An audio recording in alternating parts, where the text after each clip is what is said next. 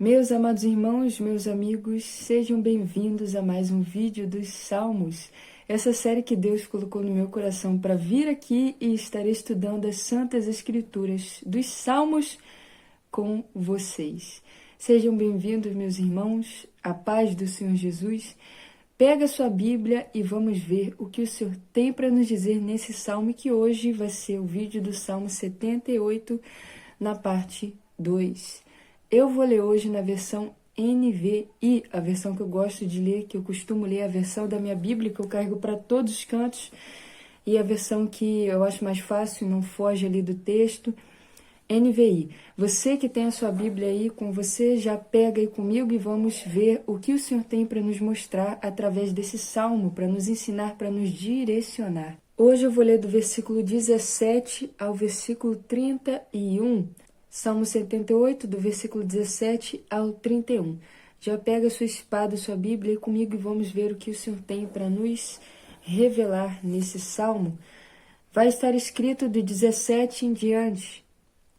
Mas contra ele continuaram a pecar, revoltando-se no deserto contra o Altíssimo. Deliberadamente puseram Deus à prova, exigindo o que desejavam comer. Duvidaram de Deus, dizendo: poderá Deus preparar uma mesa no deserto? Sabemos que, quando ele feriu a rocha, a água brotou e jorrou em torrentes, mas conseguirá também dar-nos de comer? Poderá suprir de carne o seu povo? O Senhor os ouviu e enfureceu-se, com fogo atacou Jacó. A sua ira levantou-se contra Israel, pois eles não creram em Deus, nem confiaram no seu poder salvador. Contudo, ele deu ordens às nuvens e abriu as portas dos céus, fez chover maná para que o povo comesse, deu-lhe o pão dos céus. Os homens comeram o pão dos anjos. Enviou-lhes comida à vontade. Enviou dos céus o vento oriental, e pelo seu poder fez avançar o vento sul. Fez chover carne sobre eles como pó, bandos de aves como a areia da praia. Levou-as a cair dentro do acampamento, ao redor das suas tendas. Comeram à vontade, e assim ele satisfez o desejo deles. Mas, antes de saciarem o apetite, quando ainda tinham a comida na boca, acendeu-se contra eles a ira de Deus, e ele feriu de morte os mais fortes dentre eles, matando os jovens de Israel. Só até aqui. Meus irmãos, esse salmo faz a gente refletir. E refletindo nesse salmo, se tem uma coisa, vocês querem saber? Você quer que eu te conte o que Deus ele odeia? Tem uma coisa que Deus ele detesta. Tem uma coisa que Deus ele odeia. Deus ele detesta falta de fé. Mas tem uma coisa que Deus ele odeia. Deus odeia a murmuração. Aqui a gente vê o exemplo do povo de Israel, que é um exemplo muito infeliz do que nós não devemos fazer quando estamos dentro do deserto, na prova, na provação, no teste, sendo provados por Deus, para que Ele venha ver qual é a nossa atitude. O Senhor nos observa para ver qual é a nossa atitude diante do que nós estamos passando. Qual é o tamanho da nossa fé? E aqui o povo pôs Deus à prova. Engraçado que o povo achava que iria conseguir alguma coisa, mesmo depois de ver tantos sinais, né? Como é que pode? Engraçado que eles achavam que iriam conseguir alguma coisa colocando Deus contra a parede. Deliberadamente puseram Deus à prova, exigindo o que desejavam comer. Versículo 18. Quando a gente não tem noção de quem é Deus e de quem somos nós acabamos confundindo as coisas e achando que Deus é como os deuses pagãos que existem nessa terra. Porque a mentalidade das pessoas que criam um Deus para si nessa terra, deuses de madeira, deuses de barro, de gesso, de pau, de pedra, a mentalidade das pessoas que criam deuses é que eles têm que servir elas. eles têm o poder, mas aquele poder ele é ativado, né? Ele é procurado por elas para que venha servir a elas, não para que esses deuses venham ser servidos em vão. Elas normalmente servem esse Deus esperando receber algo em troca. E eu já até ouvi falar, interessante, gente parando para pensar nisso, que tem gente até que tem, assim, deuses, assim, aqueles deusezinhos de aquela estatuazinha assim pequena, que quando a pessoa pede e aquele Deus que ela tem na cabeça dela, que é um Deus para ela, não faz o que ela quer, bota o Deus de castigo, bota a estátua de castigo. Como se fosse, por exemplo, botou na geladeira para botar o deusinho, a estatuazinha de castigo. Eu já ouvi falar isso, você também deve ter ouvido falar, né? Botar, você não fez o que eu quis, vai botar de castigo. Mas com Deus, Criador dos céus e da terra, é impossível nós fazermos isso, porque Ele é o único Deus. Ele é o único que não cabe em alguma coisa material, porque Ele criou todas as substâncias, a matéria. Foi Ele tudo que criou, tudo é dele, tudo é Ele. E o poder dele sustenta todas as coisas no céu e na terra, e sem o poder dele nada disso existiria. Então, Deus, ele não é um totem, ele não é um amuleto, ele não pode ser resumido em uma estátua, em uma imagem de escultura, porque Deus é Deus, simplesmente e ponto final. O grande eu sou, ele mesmo diz, eu sou o que sou, ou seja, ele é tudo.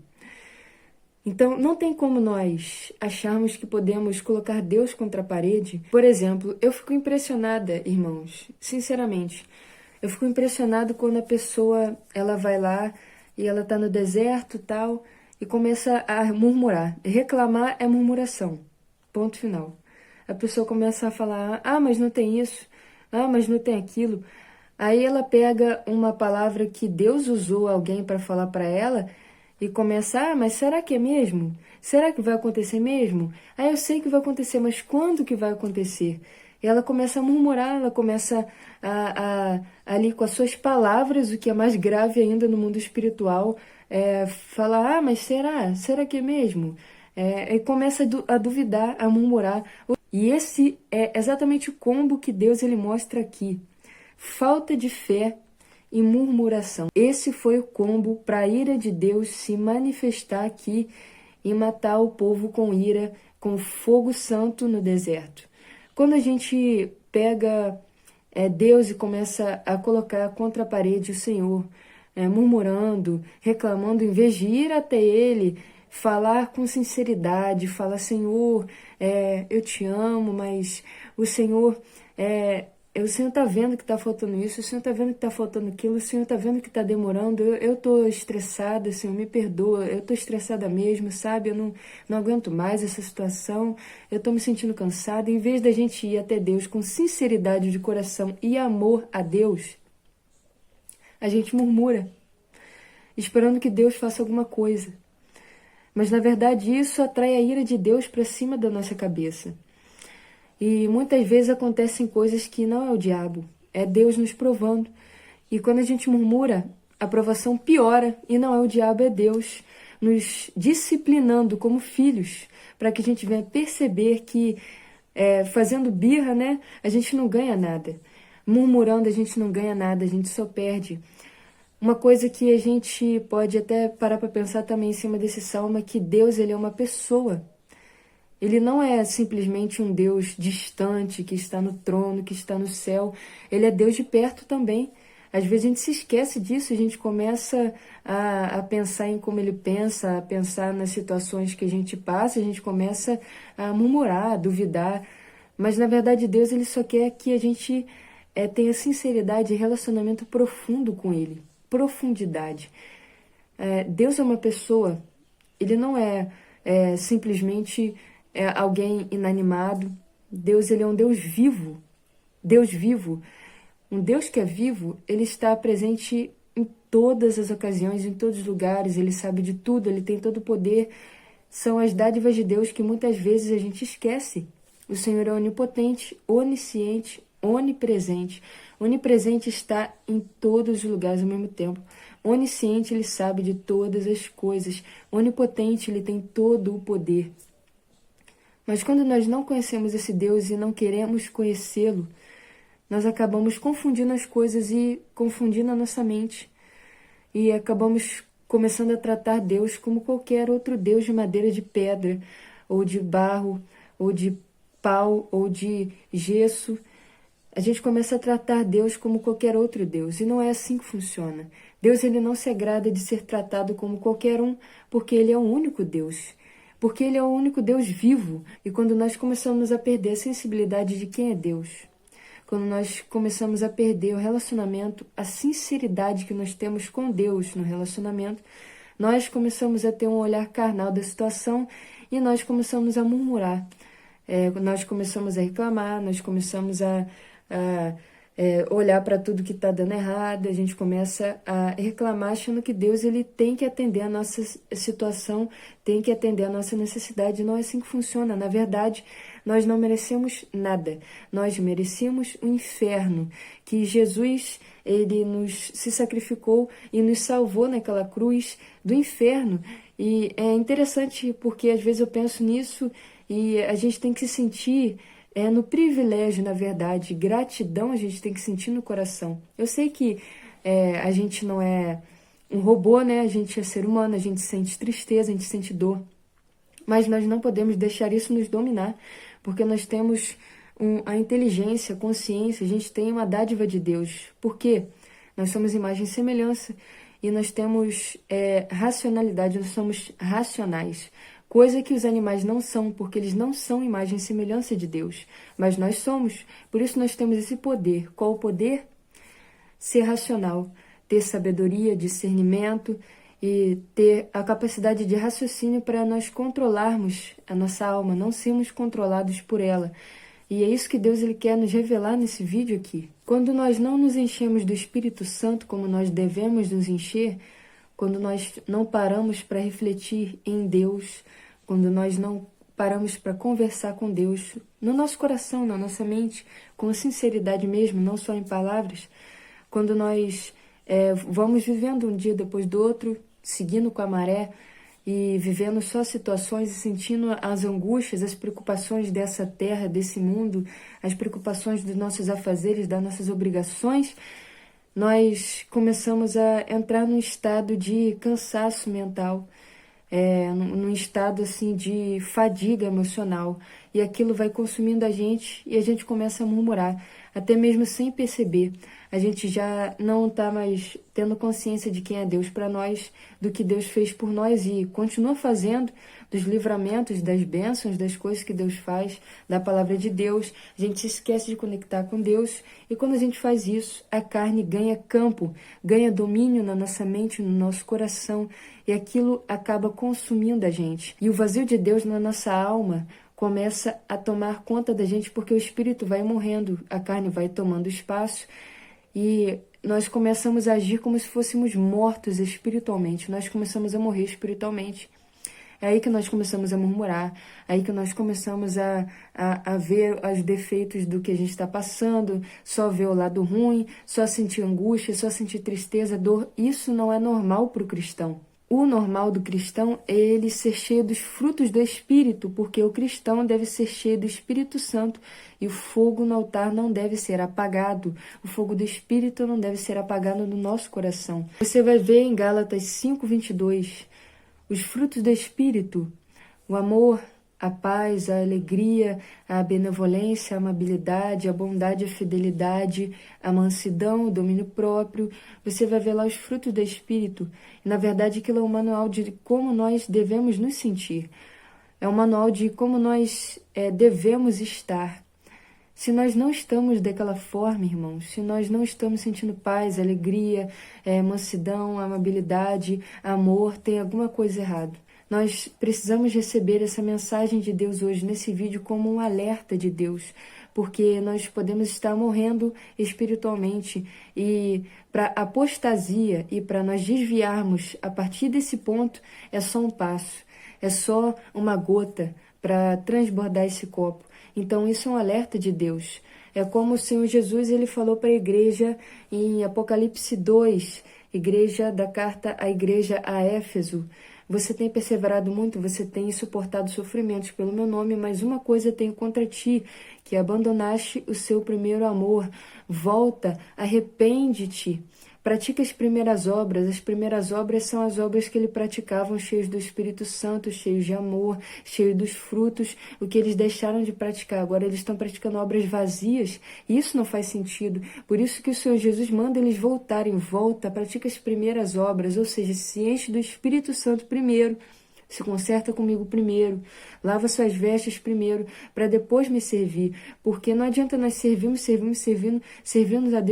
a Deus, se naquele grande dia, no dia que o nosso noivo voltar, nós não fomos reconhecidos por ele porque não tivemos relacionamento. Quando uma pessoa não tem relacionamento com Deus, ela não tem azeite. E as parábolas das 10 virgens vai falar sobre isso. Não dá para nós comprarmos azeite de última hora, porque o azeite é relacionamento. Você não consegue ter relacionamento com uma pessoa de um dia para a noite. Assim, não consegue comprar assim de uma hora para outra. Não consegue encher o azeite de uma hora para outra, porque o azeite é relacionamento. Você vai se aprofundando, como está escrito em Ezequiel, mediu mais 500 côvados, eu me aprofundei e já era a água no meu tornozelo, mediu mais 500, eu andei mais 500 côvados, já era água no joelho, mais 500 côvados, a água já estava batendo na minha cintura, mais 500 côvados, estava batendo na minha garganta, né? Já não conseguia mais andar, tinha que atravessar aquele rio a nado. Então é isso que o Senhor está falando. Nós precisamos ter profundidade e intimidade para sermos cheios do Espírito Santo e não murmurarmos, porque quando nós estamos cheios do Espírito Santo, nós não temos esse peso, esse fardo conosco e acabamos sentindo felizes, nos sentindo cheios do Espírito Santo e frutificando no Espírito Santo. Consequentemente, nós não vamos murmurar, nós não vamos ver as coisas que estão dando errado, o que está sendo difícil, o que está sendo ruim para a gente vai começar a olhar para os céus, não para a terra. Vamos ter um olhar vertical, não horizontal. E nós vamos começar a ver as maravilhas de Deus, a salvação, nós vamos ter a alegria da salvação. O próprio Davi diz, em um salmo, que eu esqueci, mas eu posso deixar aqui: Senhor, renove em mim a alegria da salvação, não retire de mim a alegria da salvação. É essa alegria que nós temos que ter, essa é a alegria no Espírito, esse é o poder do sangue de Jesus sobre nós, o poder de Deus que é acessível para nós e nós não podemos negociar nem abrir mão desse poder que o Senhor Jesus abriu para nós. É a alegria no Espírito Santo, sermos cheios do Espírito, sermos vivos, para quando a trombeta tocar, nós estarmos cheios do Espírito Santo e nós sermos arrebatados e levados com o Senhor nas nuvens e vivermos para sempre ao seu lado. Então, se nós não estamos tendo essa alegria, essa paz de espírito, esse amor, nós precisamos batalhar. É uma guerra, essa terra é uma guerra. O reino dos céus é tomado à força, está escrito na palavra de Deus, que o reino dos céus é tomado à força, e aqueles que se esforçam, ou seja, aqueles que batalham para trazer a presença de Deus, esses tomam posse do reino dos céus. O reino dos céus é a presença de Deus aqui na terra. Toma posse do reino dos céus é você puxar com guerra no mundo espiritual, com oração da palavra, com jejum, você trazer a presença de Deus para perto de você, bem pertinho de você, para você se encher da presença de Deus. E isso que é tomar posse através do esforço do reino dos céus nessa terra. E esse é o sentido também dessa palavra. Então, nós precisamos estar cheios, irmãos, para a gente conseguir acessar as bênçãos de Deus, tanto no mundo espiritual quanto as bênçãos materiais que Deus quer derramar sobre nós, senão nós vamos ficar vagueando 40 anos no deserto. E isso não é a vontade de Deus. Às vezes eu falo rápido, eu nem percebo, irmãos. Eu até esqueci de dizer que eu estou num cenário diferente hoje, mas enfim. Então nós temos que estar cheios do Espírito Santo para que nós venhamos a tomar posse da bênção que Deus tem para nós nessa terra e para a bênção maior que Deus tem para nós, que é a nossa salvação, quando a trombeta tocar. Então, para que nós não venhamos ficar 40 anos no deserto, para que nós venhamos sair do deserto, nós temos que ter um olhar de amor por Deus, com o maior mandamento que o Senhor Jesus ele deixou para nós. Amarás o Senhor teu Deus de todo o seu coração, de toda a sua mente, de todo o seu entendimento, de todas as suas forças. Amarás o teu próximo como a ti mesmo. Então você tem que amar a Deus, você tem que amar a você mesmo e você tem que amar o seu próximo. O amor, ele tudo supera, sabe? É aquela passagem de Paulo, que Paulo fala em 1 Coríntios 13. Os dons eles passarão, o conhecimento passará, mas o amor nunca perece, o amor nunca passará. E é verdade, porque o nosso relacionamento com Deus nunca vai deixar de existir. E esse é o nosso maior tesouro. Então nós temos que dar valor a isso, nós temos que nos relacionar mais profundamente com Deus. Porque esse é o desejo do Senhor e também tem que ser o nosso desejo. O nosso primeiro amor nunca deve esfriar. Às vezes eu vejo as pessoas falando para mim, né, que não sou há tanto tempo assim da presença de Deus, já fazem anos, irmãos, mas tipo assim, existem pessoas mais novas na fé que eu, mas eu já ouvi muito isso. Ai, como é bom estar no primeiro amor, você está no primeiro amor, ai, como é bom essa fase.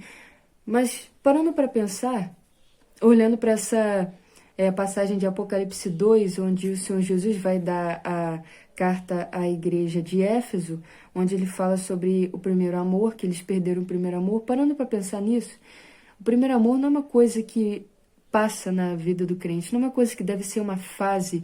Ai, no meu primeiro amor isso, no meu primeiro amor aquilo. Irmãos, o primeiro amor nunca deve ser apagado do nosso coração. Isso é errado. Pensar dessa forma é completamente errado, é um engano. Nós temos que sempre ter o nosso primeiro amor vivos no nosso coração. As guerras, elas vêm, eu sei, e a nossa alma, ela grita, ela quer se angustiar, quer se entristecer, a gente acaba perdendo ali a conexão do espírito, mas isso sim deve ser uma fase. Isso sim deve ser uma fase que passa na nossa vida, que passa na nossa alma.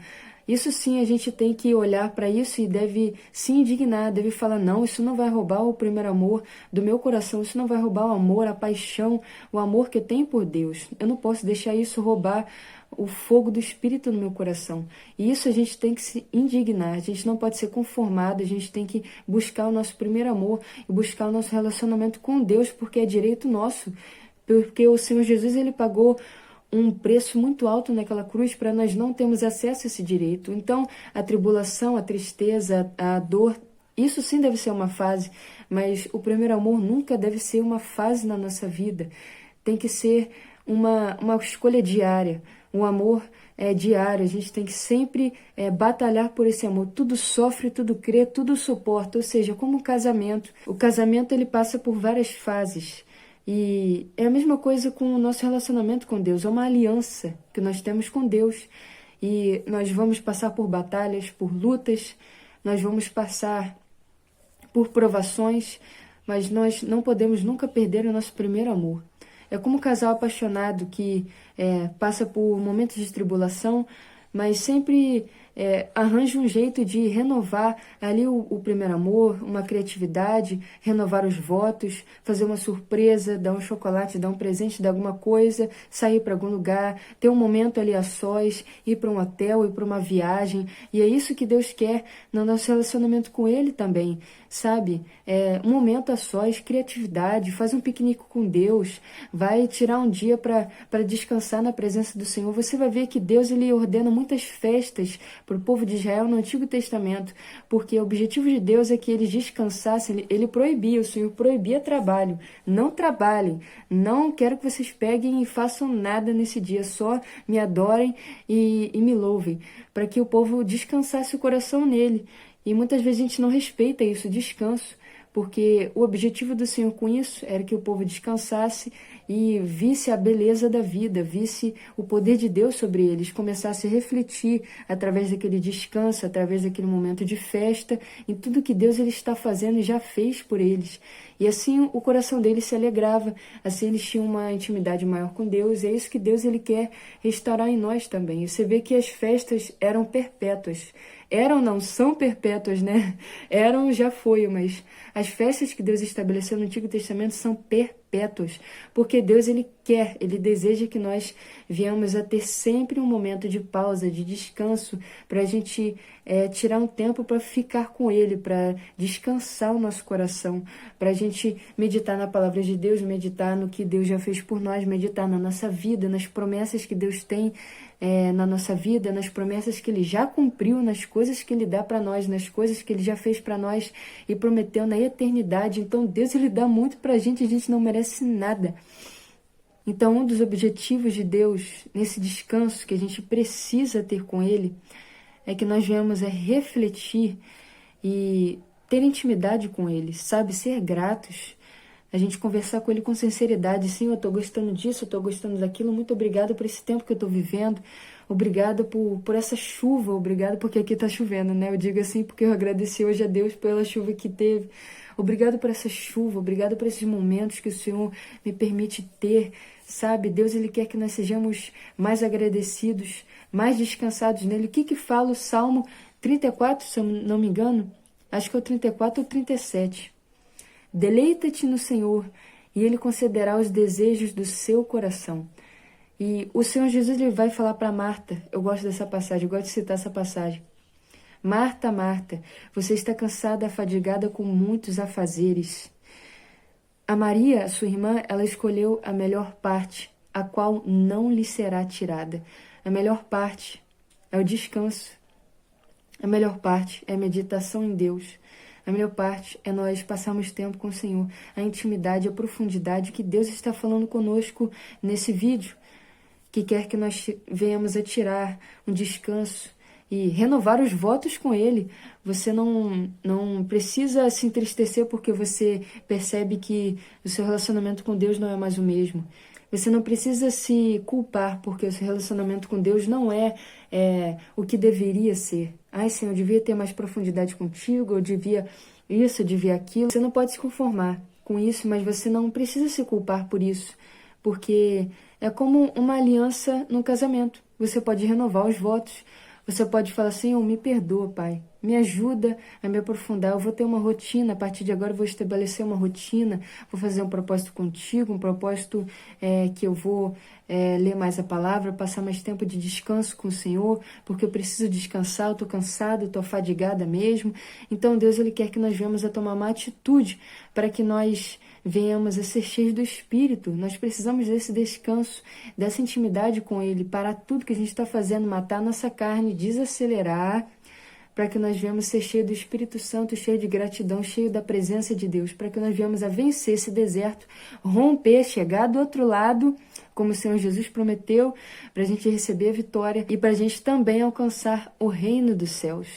Então, meus irmãos, eu não planejei falar nada disso, o Senhor, Ele acabou me tomando aqui, tomando a minha boca para falar com os irmãos, mas eu tenho certeza que essa palavra falou no seu coração, assim como falou o meu.